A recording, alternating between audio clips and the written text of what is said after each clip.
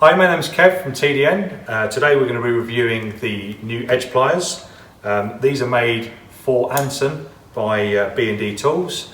Quite a clever design, revolutionised the way of working on door edges. So what you can actually do, as per usual, you can change the tip. Any 5/16 UNC thread will fit. So that's all of the standard tips you guys are going to have in your toolboxes now.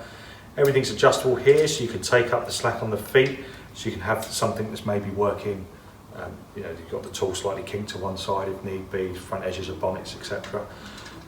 Where we've recently found these to be absolutely invaluable is for trims.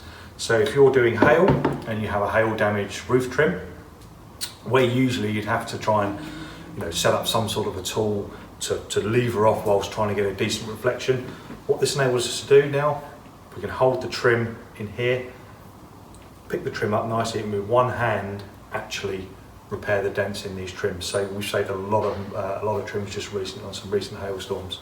So yeah, fantastic tool. The edge pliers from Anson B&D.